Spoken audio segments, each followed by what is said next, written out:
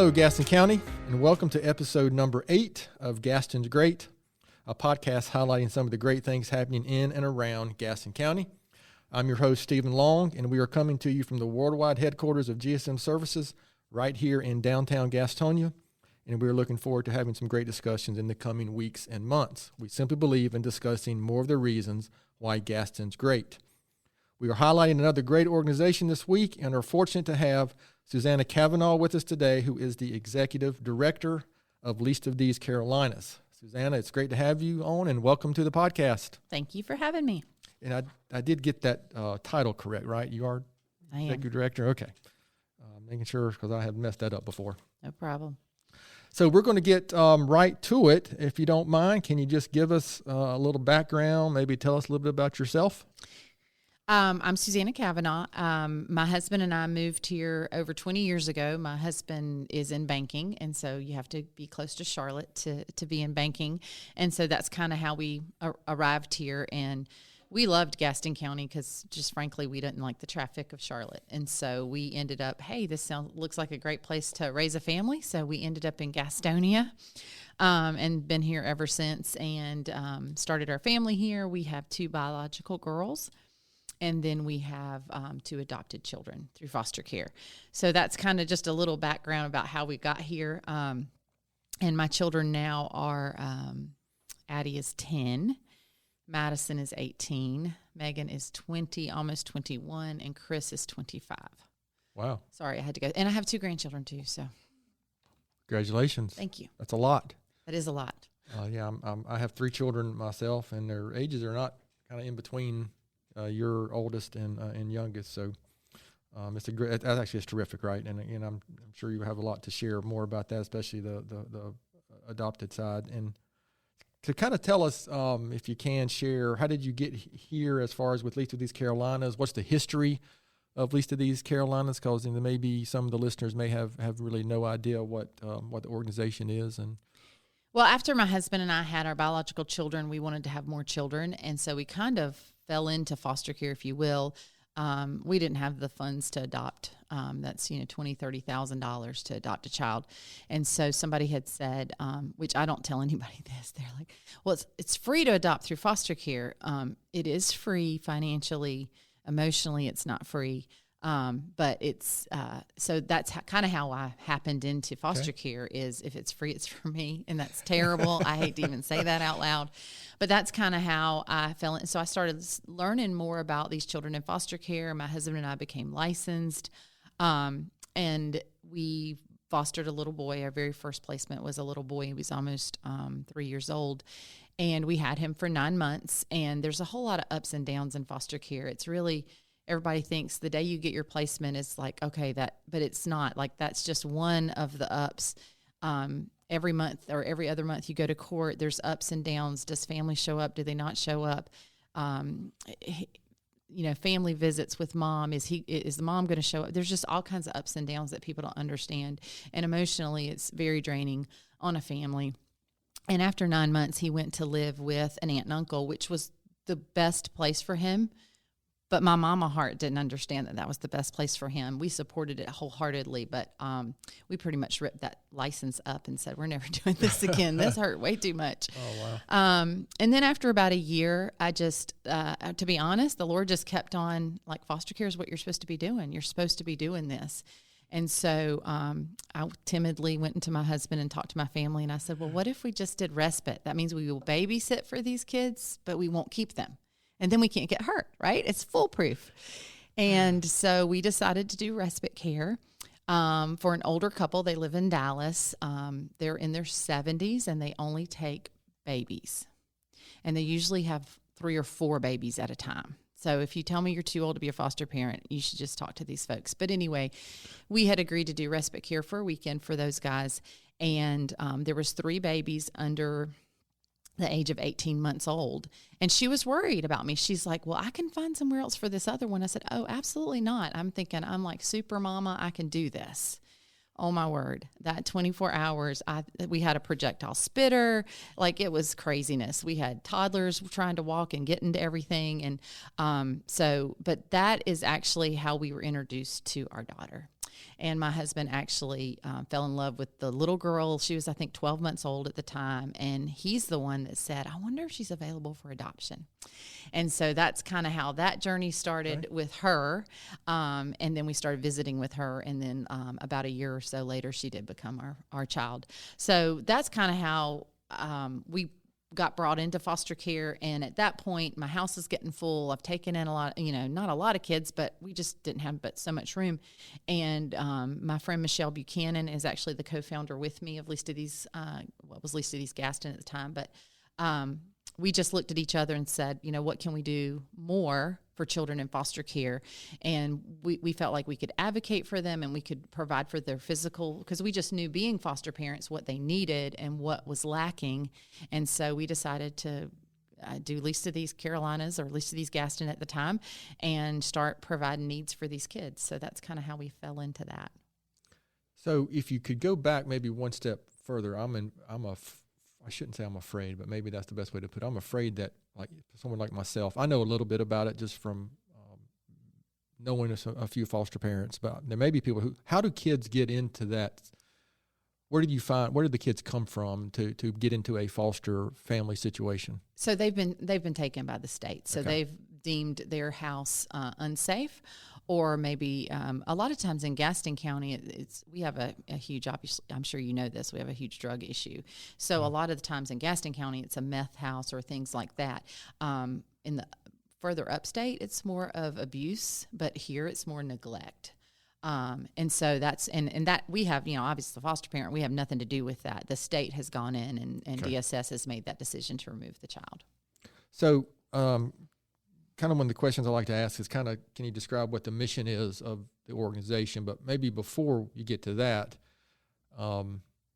it sounds like so many initiatives or organizations, like at Least of These Carolinas, it started with, you getting involved and somebody really passionate about it. So how did you take the next step of being kind of a foster parent to starting this? I know you said Michelle Buchanan was your partner, but what was required? What happened? How did you go from that to actually, okay, we're going to take charge of this situation, start this organization, and decide this is going to happen, and we're going to take it on ourselves? Well, I'm a big picture kind of person, and I just thought I can, take maybe one more kid in, and then I'm maxed out, and that's all the kids I can help. And Michelle, maybe she could take one more in, and that's all that we could help. So it's kind of like, well, how can we help more kids? And the only way to do that was to start something. And one of the large thing, or part of what I do with my time, is advocate for more foster parents and educate people, like I'm doing now with you, talking about it. Because I feel like if I can go out into the churches, into the community, and share that, then maybe we can recruit 2 or 3 or 4 or 5 foster. You know what I mean? Sure. And so we felt like on the bigger scale, the bigger picture was to advocate for these kids, provide for what they need, and also just to make a difference for these kids. So that's kind of how that transformed. We felt like with an organization we could do more and touch more kids. Okay, that's terrific. So can you maybe get specific on, does the organization have a very specific mission? I'm sure you've kind of already described it already, but is there something that you go to, or the 30-second explanation that you give somebody, what I call the 30-second elevator speech, when somebody asks, what is the mission? What is Least of These Carolinas all about?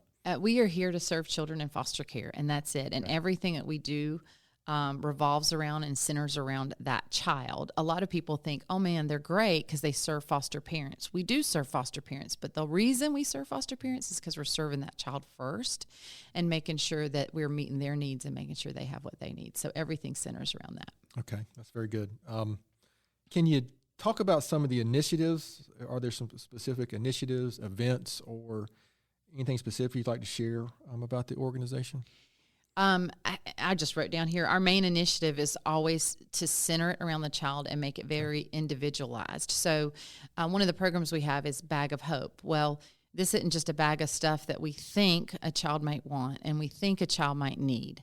These aren't sizes we think they wear. These aren't colors we think they like. We've actually called that foster parent or that caregiver, and we've talked to them, and we've said, okay, what is Johnny's favorite color? It's blue. Okay, well, we're going to embroider on that bag in blue his name. What does he like? He likes Superman. Okay, well, we're going to put new underwear in there, and we're going to make sure there's Superman underwear because that's what Johnny likes. And we're going to make sure there's a toy in there that's Superman. And so it's very individualized towards that child because we want them to feel loved, feel cared for, and feel important. And so any program that we do, all of them you'll find across the board are very individualized for a specific child and not just this, we just imagine this is what this child needs, even down to teenagers making sure their style, because I don't want to give them a bag of clothes they're not going to wear. So we actually talk to them about, well, what are their styles? What do they like to wear? And that's how specific we get for the kids. Yeah, I would, again, not having any real personal experience, but having children and being in a church and being involved in the community so much, I would imagine this can be a pretty high stress and anxiety-filled situation for a child. So that personalization sounds like it would be a great step to, getting them to realize, well, somebody is thinking about me, somebody is asking and finding out what I'm interested in. And teenagers especially, when you talk about the styles, that's something can be very important, right? That's hard. And it's just using their name. I mean, when you're in a restaurant and somebody calls your name, they say Steven, you're like, oh, wow, that makes you feel important. Well, these kids feel so important when they see their name. They're like, wow, you care about me enough to know my name. And those bags, usually they get those within a week. And what people don't know, or maybe they do, is children in foster care usually carry their stuff in black trash bags. So we hated, and that's why we came up with that program. We just hated that kids were forced to use black trash bags as luggage. That's just, those get thrown away. That tells you that what you have in there is not worth anything, and it just sends a signal we don't like. So that's why we have Bags of Hope. Yeah, that's terrific. Can you, without sharing any names, but can you give a specific example or a story related to an individual or a family that was helped, or kind of an anecdotal story maybe that you could share? Anecdotal. Okay, so you don't want me to cry. So let me think of something good to say. Actually, you do whatever you need, whatever you want to share. Well, there's so many. We have been doing our bridge camp for 5 or 6 years now, and we started it. Gosh, we didn't know what we just knew that these kids needed camp. My son looked at me and he said, I never went to camp, Mom. And I was like, well, that's just crazy. Kids should go to camp. And so we talked to Jay out at Crotter's Ridge and came up with an agreement. And so we've been going out there every year. And it's the highlight of these kids. They just absolutely love it. And it's a camp just for kids in foster care. So especially if you're an older kid in foster care, you don't want anybody to know you're in foster care. And so you spend a lot of your time trying to cover up and hide who you really are or where you came from, because people are people, kids are kids, and they somehow think that being in foster care is their fault. And so they don't want to have to explain that to everybody. And so we bring them to an environment that they're not used to. I mean, I don't know if you've been out to Crotter's Ridge, but it's just the Disney World of camps. Like you get to do all this great stuff. But we also bring them with people that share the very same stories. And so night after night, they tell their story. And they're horrific stories. They're not great stories to listen to, but for them, it's healing because they're encouraged by other kids. So if I could talk about stories from that, 1 year we had a little girl. There's some girls or some kids that don't want to be adopted. So you think all teenagers in foster care want to be adopted. That's not true. There's some teenagers or kids that are like, I don't want to be adopted. I think in a large part it's because they're just so scared of getting hurt. Maybe they were told they were going to be adopted before and it didn't work out. And so it's just better if I say I don't want it. But anyway, there's a little girl, and her case was moved into adoption, and she did not want to be adopted. And it's not that she didn't love them. She just didn't want to be adopted. But she met her best friend, because they're all best friends after camp. She met her best friend at camp, and her best friend talked to her about how she had just been adopted and how great it was. So that little girl went home going, I'm ready to be adopted. I didn't know how great it was. And so those are like the stories. And now we've been doing camp for so long that kids, they know that after they're adopted, they don't get to come much longer to camp. We had teenagers emailing Selena, the program's director, saying, please let me come. So we know we're doing something great because these kids love to come and they hate to leave, and they just have such a great time. So that's probably one of the good stories from camp. But there's all kinds. I mean, at Christmas time, there's just, tons of stories that I could tell you that we've encouraged in the community, these families. And a lot of them, to be honest, Stephen, I don't even hear them. When I do hear them, I'm just like, oh my gosh, that's so sweet. That's so cool. But that's probably the camp stories are my favorite. I think that's a good example of, as a parent, I know this, and being involved with youth, say at my church or coaching youth, it's amazing how a shared story with another peer or somebody the same age makes a bigger impact than what some adults telling them, right? Mm-hmm. Or, and so, of course, it's the same. I was the same way when I was a teenager. I sure didn't want to listen to my parents, but I sure would listen to my friends. And now it's kind of silly to think about that, but that is the reality that we deal with. So that's really good. I've heard you say a couple of times, what happens? How often is maybe a child in foster care adopted, or is that the typical path, or is it just all kinds of different situations? It's all different, and I would say it's probably half and half. And a lot of kids are reunified, but a reunification by the state standard is reunified with a family member. The statistics are not real high for being reunited with the original parent. Unfortunately, that does happen, and we are so glad when that does. But a lot of times they do go and they would live with a family member, so aunt, uncle, grandma, something like that. But there are adoptions that happen too, and I would just say it's kind of down the middle. Is that typically just the ultimate goal, I'm assuming, is just whether it's adoption or reunited with a family member, just get that child in a safe, healthy situation? Is that right? But their goal is always permanency. Where can this child find healthy permanency? And they're always going to give biological parents a chance to work their plan and to do co-parenting and to get their child back, which they absolutely should. And I applaud them for that. And that's one thing that's really hard as foster parents. If you're not in it for that and you don't understand that, then you probably just should. If you really are getting into foster parenting because you want to adopt, you probably shouldn't. Like I said, that's how I got into it. I shouldn't have done that, because the problem is, as soon as that kid comes into your home, that 2-year-old little boy came into my home and he was mine. I was done. Like, co-parenting, what are you talking about? We don't need to do that.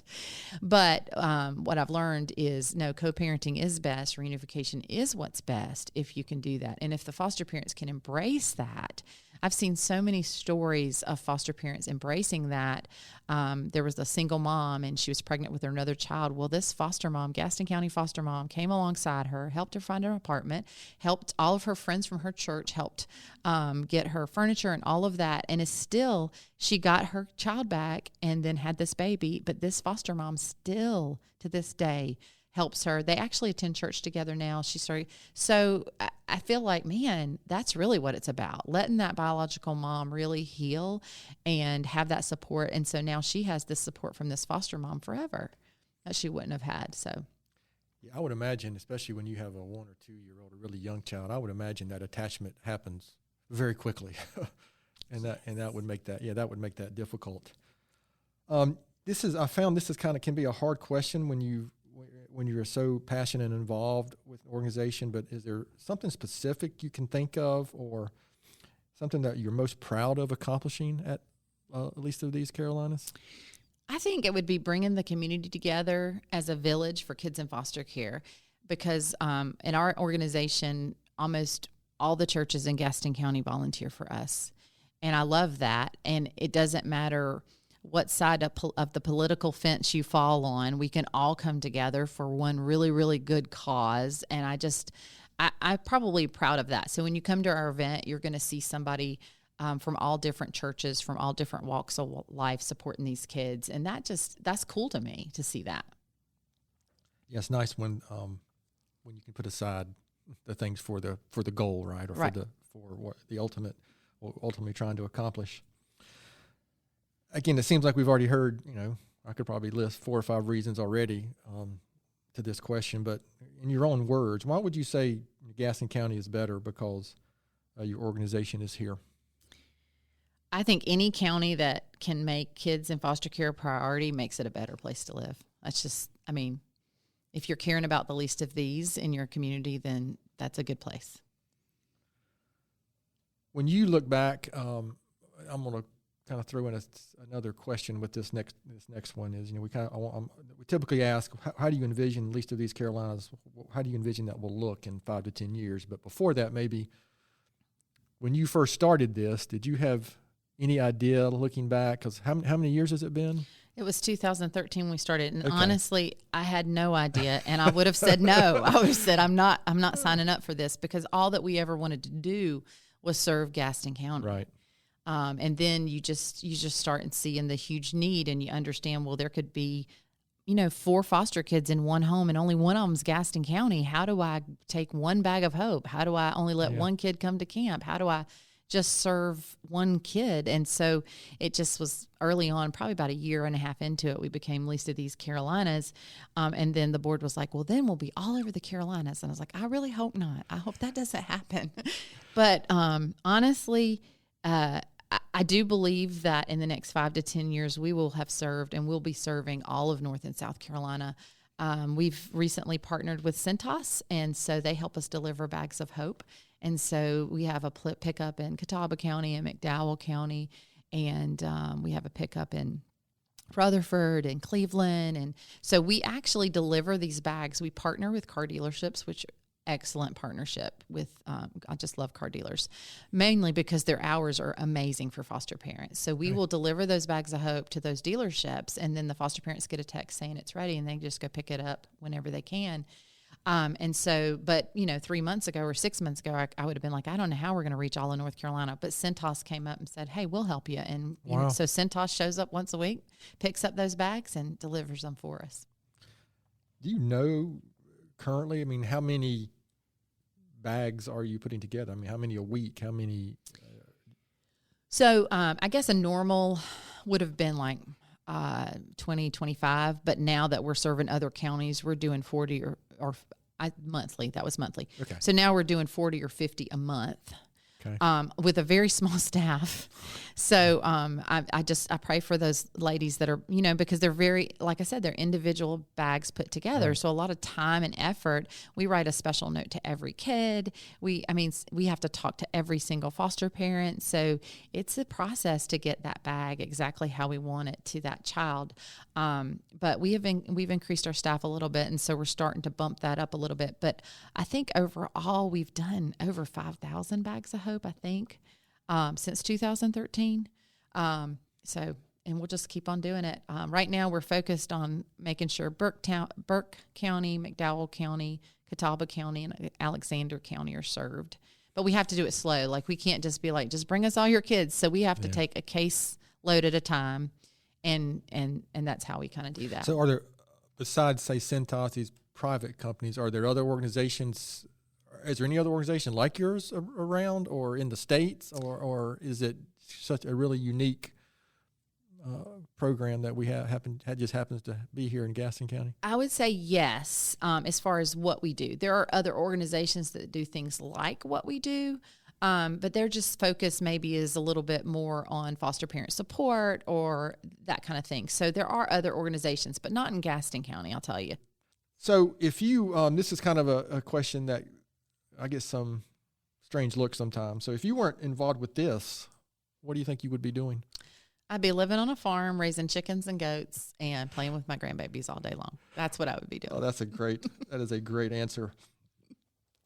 We're going to come back to the organization a little bit, but is there anything else that you can think of this minute you'd like to share? Something I haven't asked that I should have asked, or and we'll have an opportunity before we finish to kind of get in a little more detail about how others can help and that. But anything at the moment? No, I'm good. So what advice would you give someone wanting to get involved with an organization like yours, either from a volunteer standpoint or a career standpoint? Or do it. Just do it. Take that leap of faith. And who says that if you do what you enjoy, you never work a day in your life? Right. Well, I don't work ever. I'm just telling you. And I don't think anybody, at least of these, works, because we just love doing what we do so much. And so life's just too short not to do what you love doing and making a difference in people's lives. Well, I liked what you said earlier about, and so many, I think this happens to a lot of people, but I think I find so many people don't follow that call. You mentioned that, you after the first experience, you were like, I'm never doing that again. But then you kept feeling that call. And ultimately, I would say every single one of these podcasts we've had, success with programs like this or organizations like this is because one or two people felt passionate about something, felt called to do something, and they made it happen. And that's what is required. I wouldn't say unfortunately, but it is what's required, to make things happen. So, so I appreciate that. So we're going to shift gears briefly before we come back to talk more about the organization. But this is a podcast about Gaston County and why things are great in Gaston County. And again, I think I say this every time. I haven't come up with a better name. This is a speed round of questions. And so until Amy or Elizabeth comes up with a better name for me, that's what we're going to call it. So first question, favorite Tony's ice cream flavor? Almond Joy. Almond Joy. Wow, that's good. Sundrop or Cheerwine? Diet cherry lemon sundrop. I don't know what they put in that, but it's very addictive and I love it. So is that like something a particular place you get it, or is it just something that you get at the grocery store, or is there like like some people say RO's has the best or something, or that's actual? Well, bottled in Gaston County Okay. is the best. I can tell you that. But you do have to kind of look at different. Sure. Not every gas station has it. I don't know what's going on over there, but they need to. So I need to game. get in touch with Jay Falls and find out what's going on with that. Absolutely. If you could just have a truck delivered to least of these every week, that'd be great. We'll add that to the drop off. Favorite local restaurant? I hate to even do this because local restaurants are so good to us, but my personal favorite, I love Webb. Oh yeah. I mean, who doesn't, right? Yeah, I was just there last week, and and to his credit, Jim's credit, they really support the community and do a lot of great things. So it is a nice a place to have in downtown Gastonia. Favorite outdoor? What did I just say? Favorite outdoor activity in Gaston County, or a favorite park or a thing to do? I like to climb Crowder's Mountain, and that would also be my favorite park. So. Yeah, that is. We do have a unique county with, you could do water activities. You can climb Crowder's Mountain. There's so many parks, the museums. I mean, it's really a unique place to be. Kind of a landlocked in the center of the state, but it's really a lot of great things around here. This is a question I typically ask, and I failed on my research that I normally do beforehand, but I'm going to ask this one anyway. UNC, Duke, or NC State? Oh, Tar Heels all the way. Hit something that says that's bad. That's funny. That's good. So just for the record, that was our first official sound effect that we've used appropriately. We've had to edit some out that were not actually appropriate. But I'm an NC State guy, but I'm married to Tar Heel. But I add that question because normally all we hear around here is UNC and Duke. So occasionally I'll get some NC State love, but I appreciate that. What is something very few people know about you? I went to college in Wisconsin. Really? Mm-hmm. Where at specifically? A little tiny place called Dunbar, Wisconsin. Okay. Near the Upper Peninsula. Wow. Was it cold? Very. That's why I went there. I wanted to see snow, and I knew I was a Southern girl. I was never going to live up north, so that's why I went to college there. Wow. Yeah, I would assume, a slightly different climate than Gastonia, North Carolina. A little different. Is there a recent book or blog or article or something that you've read that you would recommend to the listeners? I feel terrible because I'm not much of a reader. I'm more of a podcast person, so I like to listen to Andy Stanley's leadership podcasts. That's good. I have listened to his occasionally. And I'm a podcast guy too. I mean, I don't remember the last time I listened to the radio in my vehicle. It's I have I don't know, but there's 10 to 20 that I subscribe to, and they just rotate through. So yeah, that's good. Being involved with an organization like Least of These Carolinas and having foster kids, it'd be hard to find time to be doing much reading probably or anything like that. Yeah, it's tough. All right. Well, listen, I appreciate that. Kind of getting off the main topic today. Talk a little bit about some specifics of Gaston County. So we're getting close to finishing up here, but a couple more questions. Can you share from your perspective, besides Least of These Carolinas, why is Gaston County such a great place? I feel like it's just a small town feel. People take care of each other, and especially with the tragedy that happened with y'all's organization, I just saw how people just came together and loved on the GSM family. And I don't know, I just love being a part of that. That's good. That's good. Yeah, I appreciate that. And you're correct. We it's been an interesting, not interesting, it's a bad word, but 2.5 months for us. And you're correct. We immediately felt that support in the midst of something that is really, even now, is we still haven't come to terms with it. It's kind of an unfathomable situation, but the community, especially locally, really just, I think, felt like they put their arms around us and, supported us in a way that we weren't surprised, but it was just, it was really comforting. So I appreciate you bringing that up. And I would agree. Our community is quite supportive, and it's just a nice place to live. And I've been lucky to travel the country and spend a few years away in college, and it gives you a good perspective of really how great Gaston County is. Mm-hmm. And I love this last question. What advice would you give your 20-year-old self, which was just a couple of years ago? Yeah, right. I would say, I know you're a hot mess now, but you do figure it out eventually, so keep going. Oh, man. My 20-year-old self, if I could have had that perspective, there were so many times I was like, what in the world am I doing or getting myself into? But it's unfortunate in some ways that experience and age is what's required to get a little perspective, isn't it? Yes. You just can't have it. I mean, I've got a 20-year-old and a 22-year-old, and boy, if I could just pump a little perspective in them, it would be great. So I appreciate that. That's really good advice. And, Susanna, this has been really good. So where can listeners go to learn more about Least of These Carolinas, or get involved, or maybe contact you directly? They can always go to our website, which is lotcarolinas.com. But we also have a podcast called Foster Carolinas. And so if you follow us on social media, we're on Instagram and Facebook, and we're also on Twitter, but at LOT Carolinas.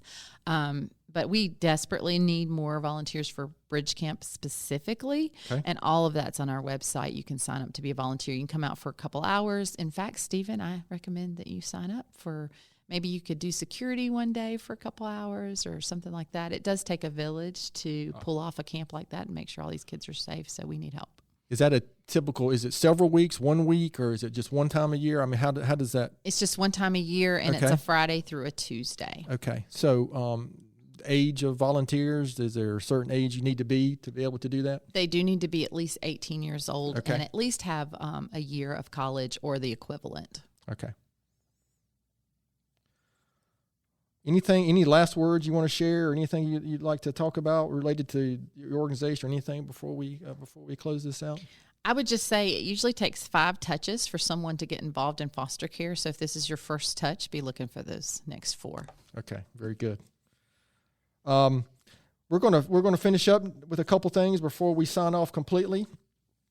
And it's something that we started a few podcasts ago, was us giving our own book recommendations, and kind of finishing up with a quote.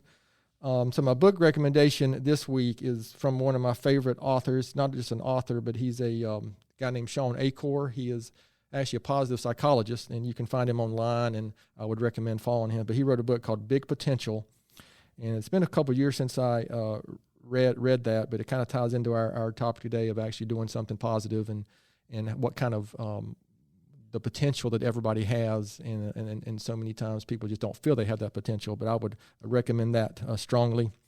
And to finish up with our quote for this week, this one comes from Zig Ziglar, and I kind of categorize this as being on having an optimistic outlook, which is something I can personally work on. But this is one of my favorites, and Zig said, "I'm so optimistic, I'd go after Moby Dick in a rowboat and take the tartar sauce with me." He was always so optimistic. If you ever seen any of his videos or read anything about him, but I also think we could probably use in general a little more optimism each day. So I want to thank all our listeners. I hope there were more than just 4 or 5 today. But I appreciate you taking time to listen to today's episode. Please spread the word if you can about this, and please don't hesitate to contact us here at podcast@gastonsgreat.com. We're always looking for suggestions for future podcast topics and guests. You can find the podcast and subscribe at the website, gastonsgreat.com, and please follow us on our social media platforms. You can also find us and subscribe on most podcast services such as iTunes, Spotify, and Google. Many thanks again to Susanna Kavanaugh from Least of These Carolinas for being our guest today. I'm your host, Stephen Long. Thanks again for hanging out with us, and please keep coming back to hear more reasons why Gaston's great.